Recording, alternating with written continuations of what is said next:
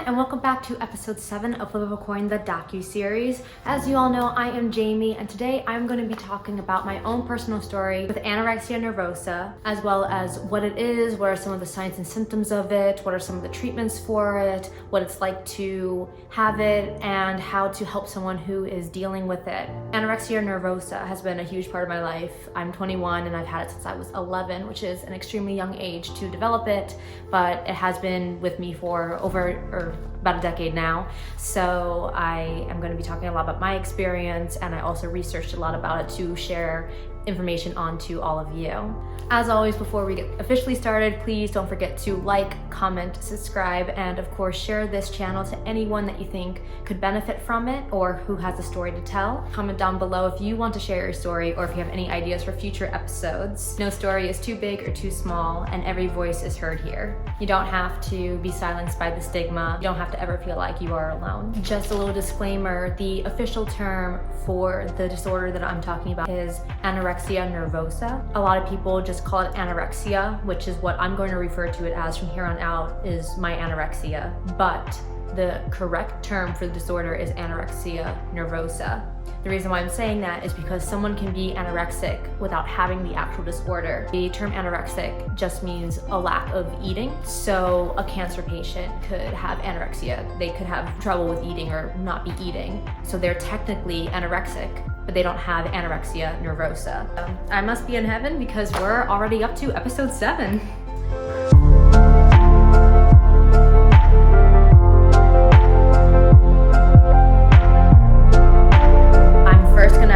Start out with the official definition for anorexia nervosa, and it is an eating disorder characterized by abnormally low weight or abnormally loss of weight, seeing someone losing weight rapidly, intense fear of gaining weight, and distorted perception of weight, also known as body dysmorphia.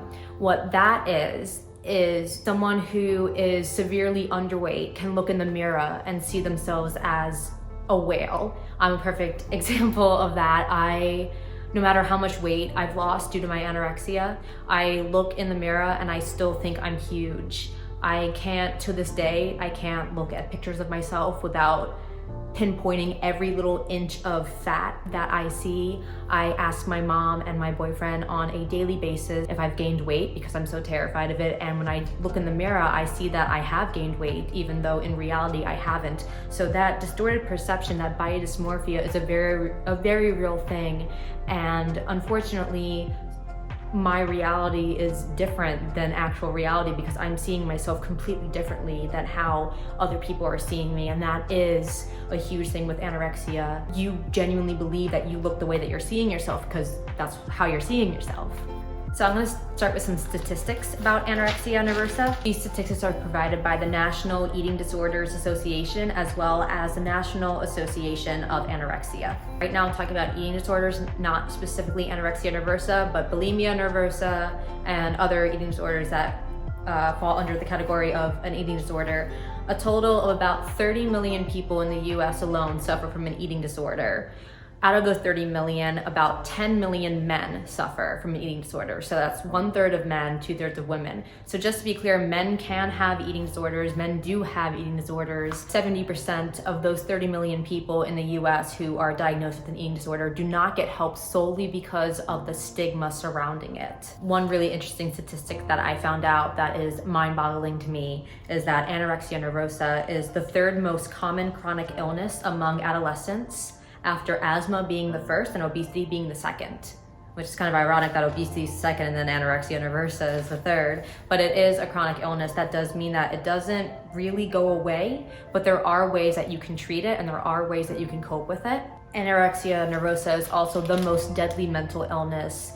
A lot of people who suffer from it can die of starvation, from starving themselves to death. 1 in 5 people who have anorexia die from suicide. It's also very important to note that around 33 to 50% of people who have anorexia nervosa also have another mood disorder or depression, and 50% of those who are diagnosed with anorexia nervosa have an anxiety disorder like obsessive compulsive disorder, which is my case. So getting treatment for your anorexia nervosa can also help with the other illnesses that you're dealing with, whether that be depression, a mood disorder, OCD, generalized anxiety, whatever that is. So you're kind of killing two birds with one stone.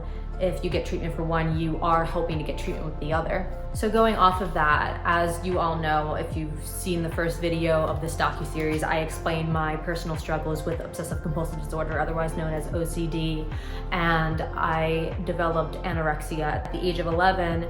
And what is really interesting is that what I've noticed with my anorexia is that it's a sense of control for me, especially, when you're dealing with mental illnesses, the one thing that you should have control over, AKA your mind, I should be in control of my own thoughts, right? That's why a lot of people would just say, well, just stop thinking about it because those people can control their thoughts. Well, I can't, I can't. But what I found with my anorexia is that I can control how I look, and I can control how much weight I lose, and I can control what I put in my body. So for me, what I've learned over the years of having it is that it's such a sense of control with me. And one thing that I've noticed is that sometimes when my OCD gets worse, my anorexia will get worse because I'm needing more of that control. I'm losing more control up here, so I'm trying to gain more control with everything else in my physical being. So that is also one thing to note, and one very important thing about it is that anorexia is not just necessarily something about food. A lot of times it could be an underlying emotional problem or an underlying mental illness that's coming through in a different way. Another really important thing to note is that not all anorexics are underweight. For example, I'm very muscular. I'm a dancer, professional dancer, so my legs are very muscular. I work out a lot, so my stomach isn't just thin. And again, this is not something that I can see. This is all what people tell me, that my stomach, that I do have my six pack, which I can't see, unfortunately. So I am very muscular. So someone who looks at me would be like, she's anorexic. And yes, I am. I am terrified constantly of gaining weight. The fear of gaining weight is so atrocious to me that, and I don't say this lightly, there are some points where I feel like I would rather die than gain weight because I'm so terrified of gaining weight. Constantly looking in the mirror, constantly seeing myself differently, constantly feeling fat. So don't just go off if someone's not thin, oh, they can't have anorexia because anorexia means you look like a twig, because that's not the case. You can have anorexia and not be a skinny twig. Unfortunately, when anorexia does get completely, and if you hear clanking, that's my dog going by right now. Hi, baby. With anorexia, if it does get completely out of control, yes, you will see that dramatic weight loss because that person has kind of lost that control and is not eating, which is what we're going to get into in a second, called starvation. And that is what can be really deadly about this illness. So people with anorexia, as I've mentioned, have very high value in controlling their weight and their shape. They go through extreme efforts that can interfere with their daily life. With me, for example, as you guys know, as I mentioned before, I am a dancer. I became anorexic at the age of 11, and I was in dance classes at that time. I was dancing 4 to 5 nights a week, and I wasn't eating. When I first became anorexic, I didn't eat at all. Like, I literally had maybe one meal a day, and it was probably like 190 calories. One meal I did have was 190 calories. That's all I had the entire day. And then I would go into my studio and I would dance I had 3 classes in a row usually. So I would be dancing for 3 hours, and it interfered with my life in the way that there's one time that I almost passed out in dance class. I had tunnel vision. I couldn't stand up straight. I was kind of like this. My teacher had to say, "What's wrong? Are you okay? What's wrong? What's wrong?" And I told her, "I think I'm going to pass out." And I had to be escorted out of the dance room because I couldn't even stand up. But a lot of times, myself included, back when it was extremely bad and I was starving myself, is people will deny that they're hungry. People would deny it. I used to do that to my mom all the time. I would tell her I wasn't hungry, even though I felt like my stomach was like hollow and like I was so sick from not eating and passing out in dance class. Almost passing out. I didn't actually pass out, but I would deny that I was even hungry. And that is a huge thing that they will, again, not everyone, but hi baby. Not everyone, but some people will definitely deny that they're hungry. Anorexics may also use other aids to help them lose weight. They may use diet aids, they may use laxatives. They may also, this is more bulimia nervosa. Bulimia nervosa and anorexia nervosa are completely different. Bulimia nervosa is when you binge eat and then you'll throw up what you ate, but you will binge eat, but you think that throwing it back up is going to make up for the fact that you binge ate. But you can also throw up if you have anorexia nervosa. I have thrown up many times from it, and it's not because I've overeaten, it's because I haven't eaten enough, but I'm afraid that whatever I did eat is gonna make me fat. So people with anorexia can purge and can vomit, and they do, but it doesn't mean that it's bulimia nervosa. Those are two separate things. I think people don't really understand the severeness of an eating disorder, especially because there's in society, there's that stigma of women being really thin and that being the ideal body image. Dieting and having an eating disorder are so different. I can't even express to you how different. If you're choosing to go on a healthier diet, that is great. That is a healthy life choice. That is a good thing to do. It's good to get into shape. It's good to watch what you eat.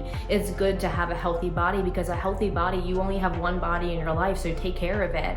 But it is a completely different ball game to starve yourself, to vomit, to take laxatives or other diet aids, to not eat to the point where you are sick 24/7, to be literally starving your body of every nutrient that your body essentially shuts down, and which is why people die from this. So know that dieting and having an eating disorder could not be farther apart. But just please don't think that it's just a step above dieting. It is a completely different ball. It's a completely different floor than dieting. So next one I want to touch up on is are the physical symptoms of having anorexia. These are just some. There's a whole list of physical symptoms. So some of it is obviously extreme weight loss, fatigue, dizziness, and or fainting. Loss, if you're a woman, loss of periods, low blood pressure, insomnia. Your skin can actually become really dry, and it can even have a yellowish tone to it. Your hair can thin and eventually even fall out. Those are some symptoms to look out for. And then also, again, with anorexia, there are a lot of behavioral and or emotional symptoms that go along with it as well. Not just because, again, up to 50% of those people who do suffer from it have another underlying illness, but also because that not eating can actually aggravate, if you do already have anxiety, can aggravate that anxiety, can aggravate that OCD, can aggravate that depression. Also, not eating can cause its own set of emotional symptoms as well. Some of the behavioral symptoms is restricted intake of food, is excessively exercising. There was one day where I danced for over 2 hours. I walked over 2.7 miles actually, and then I still didn't think I did enough exercise. So then I went out on the exercise bike, like a stationary bike, and rode for, oh my gosh, it was so long. I rode until I literally couldn't ride anymore because I just felt like I needed to burn off everything I ate. So excessive exercise can be a very huge behavioral aspect of anorexia nervosa.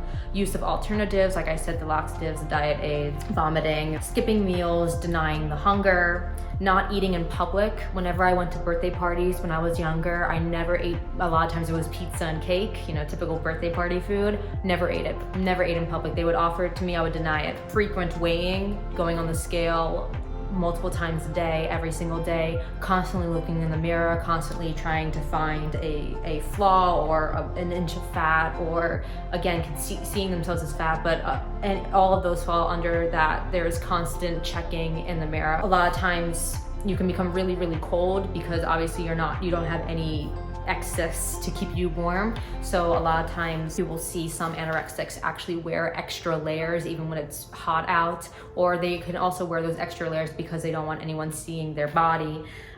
Social withdrawal, irritability. So those are just some symptoms. Again, if you're noticing anyone that you know have any of these symptoms, please confront them and just say, okay, are you okay? I'm just checking in on you. And don't ever underestimate the power of someone checking in on you, because even if they say, yes, I'm fine, they won't forget that someone actually checked in on them. And in those times when you're suffering, when someone checks in, that reminds them, hey, someone cares about me. So they may not open up right away. They may say, yes, I'm fine, don't worry about it.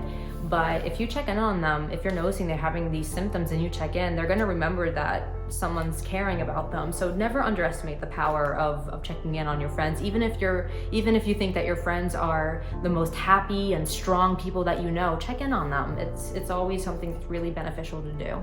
And it also just shows that you're thinking of them, which is always a nice feeling. So a huge thing with anorexia, and really with any eating disorder, is that it doesn't, and I hate saying this because I don't want to discourage anyone who is watching this, but it doesn't actually ever go away, in the sense that I count every single calorie, I watch everything I eat, I don't go out to eat often. If I do go out to eat, I look at the menu and look at the calories for each item, and then I'll memorize the calories, so that way when we go to that same place, I'll know exactly what I'm gonna have. I'm constantly, if I do have something extra, I will exercise more. The good news about it is that there are ways to cope with it, and there are treatments for it, and there are ways that make it easier. One of the biggest things is support. If I didn't have my mom, I would have starved myself to death. Absolutely. She was the one who really helped me through those days where I was completely starving myself. Also, I had her support when I was constantly asking her if I looked fat, if I've gained weight, etc. And also now my boyfriend is a huge help in my life, reminding me of how I truly look, not how I think that I look. So having people who understand you, and hi baby, my dog keeps passing by. Having people who understand you, and having people who understand the disorder, and having people who won't get frustrated with you, won't get fed up with you, won't get annoyed with you, and will be honest and open with you, is critical. And that's something that I would say will help you for the rest of your life with this. Another thing is talking to a doctor and seeing what options they would recommend, seeing if there are, I'm talking about a physical doctor as well as a therapist. Another thing that I would say is try to resist weighing yourself. Try to resist weighing yourself. I've had to stop looking at myself in the mirror the past week, actually. Resist weighing yourself. If you have to not look at yourself in the mirror, that's okay. Obviously that won't be forever, but at least if it's causing you so much anxiety, then don't do it. The biggest thing with any illness is don't be ashamed of it. It is something that you're dealing with. It's something that is extremely hard and frustrating and annoying and may not exactly like about yourself, but just know that it is going to make you stronger and you will rise up on top of it. There are treatment facilities for anorexia nervosa. So if you yourself are getting crucially underweight, or you're noticing someone getting crucially underweight, then call a facility, and there are group therapies and there are inpatient programs and treatments that can really help. And it may be terrifying at first, you're not going to want to get that help most likely, but it's meant to help you. These people want to help you. And then of course there's therapy, and therapy can provide a lot of insight. Therapy can help change your perspective and think of new ways that you wouldn't have thought of before. So I am always an advocate for therapy and for getting that help, and don't become one of those 70% who don't get help because of that stigma. There's also a hotline, an eating disorder hotline. They're not open 24 hours. I think they're only open until about 9 p.m., but you can call them, and it's 800-931-2237. So that is really what I have to say about anorexia nervosa. I hope that this video was informative and that you learned a lot about anorexia as well as eating disorders in general. Again, they are very different from a diet or just wanting to lose weight. So hopefully I was able to clarify the difference between those two, and hopefully now you're a little bit more familiar with the symptoms and the severity of it. So if you are noticing someone who is having those symptoms, please reach out to them. Anyone who is struggling with it, I have been there, I'm still there, I know your pain, I know it's frustrating. So just know, again, you're not alone, you're gonna get through it. Have that support system, get that support, get that help. Don't be afraid to reach out for help. Don't be afraid to reach out to other people who are suffering, who have suffered like me. You can reach out to me. So as always, I really hope that you enjoyed this video. Please comment down below if you want to share your story, or if you have any suggestions for future episodes, or just any questions. Again, I am so happy to be able to make this content for you and to enlighten all of you on these types of illnesses, because they are a crucial part of our society, and becoming aware is how we're going to help. I'm so grateful for all my subscribers and all my viewers, and I promise I will keep making awesome content and keep spreading the word and keep spreading the love and spreading the light and spreading the hope. Thank you all so much for following my journey. Just know that you are all so strong and you all have a purpose. You're all here for a reason. Everything happens for a reason and everything's gonna be okay. I know that sounds cliche, but everything's gonna be okay. So without further ado, I will see you next time. Have a beautiful rest of your week. Stay strong, stay safe, and I'll see you then.